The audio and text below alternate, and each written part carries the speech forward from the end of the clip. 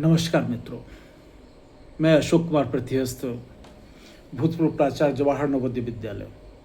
आज मैं एक कहानी बताने जा रहा हूँ जो इस प्रकार से है। एक बार क्या हुआ कि श्री कृष्ण भगवान नारद जी के साथ में घूमने जा रहे थे। तो जब घूमने जा रहे थे तो नारद जी ने व्यक्त किया श्री कृष्ण भगवान से कि भगवान, मैं जानना चाह रहा हूँ कि माया क्या कैसी होती है, किस प्रकार से माया को एहसास किया जा सकता है। तो श्री कृष्ण भगवान ने कहा चलो ठीक है, कोई बात नहीं। एक तो दोनों चलते हुए में एक मरुस्थल का एरिया पार कर रहे थे वो। तो फिर बाद में श्री कृष्ण भगवान ने कहा कि जो नारद, सुनो कि मुझे बहुत तेज़ प्यास लगी है, तुम जाओ ये नज़दीक के गांव से पानी ले आओ मेरे लिए, तो मैं यहीं रुकता हूँ। तो ऐसे ही हुआ, श्री कृष्ण रुके और नारद बोला कि ठीक है, मैं अभी लेके आता हूँ।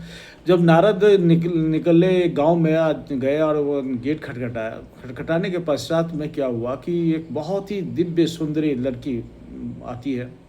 आने के बाद में वो नारद जी उसको देखे और देखने के बाद में वो सब कुछ भूल गए कि किस लिए आए थे। वो ये भूल गए कि पानी के लिए लेके आए थे, श्री कृष्ण भगवान उनका इंतज़ार कर रहे हैं।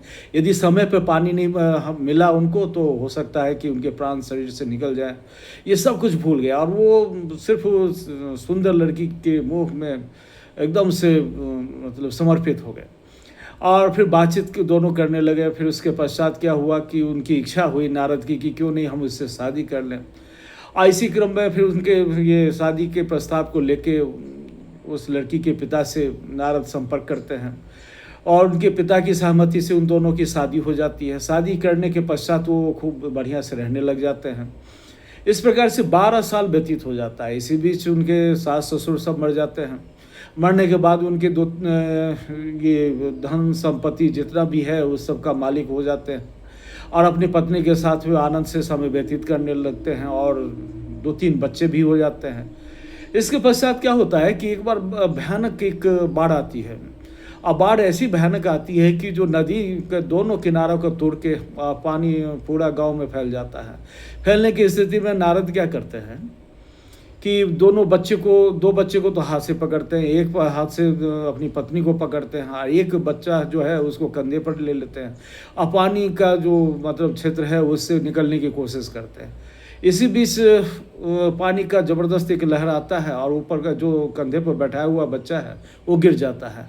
नारद जैसे ही उसको लेने के लिए आगे बढ़ते हैं कि हाथ से एक बच्चा और छूट जाता है। फिर उसके पश्चात वो फिर उसके पीछे भागते जाते हैं। इसी बीच एक लहर और आती है। लहर आती है तो दूसरा बच्चा जो हाथ में पकड़े हुए थे वो भी छूट जाता है और उसको पकड़ने के चक्कर में उसकी पत्नी भी हाथ से छूट जाती है। वो बहुत जोर से रोने लगते हैं, अपना विलाप करने लग जाते हैं भयंकर और बहुत ही दुखी हो जाते हैं वैसे। इसके पश्चात एक लहर और तेज़ी से आती है। लहर तेज़ी से आके नारद को एक किनारे पे पटक देती है। तो किनारे पे वो खूब मतलब उसके धूल में वो लिटाते रहते हैं, लोटपोट होते रहते हैं और करुणा करते रहते हैं, खूब चिल्लाते रहते हैं, अभिलाप करते रहते हैं अपने बच्चों के लिए, अपनी पत्नी के लिए। इस तरीके से काफ़ी दुखी मतलब हो जाते हैं वो। इसी बीच क्या होता है कि श्री कृष्ण भगवान उनके पीछे कंधे पे हाथ रखते हैं कि बस कि तुम पानी ले आए क्या, तुम्हें गए हुए आधा घंटा हो गया। नारद उसको देखते हैं, देखने के पश्चात एकदम से उनका शरीर कांप जाता है और वो देखने लग जाते हैं इस तरीके से। तो कहे कि मेरा पानी का क्या हुआ। श्री कृष्ण भगवान बोलते हैं तुम्हें गए हुए आधा घंटा हो गया, अभी इतना समय लगा दिया तुमने। नारद अपनी मनोस्थिति, वस्तु स्थिति जो भी उनके साथ व्यतीत हुई वो सारे एक एक चीज़ कथा श्री कृष्ण के सामने रखा उन्होंने। रखने के बाद में श्री कृष्ण मुस्कुराए, बोले कि यही माया है।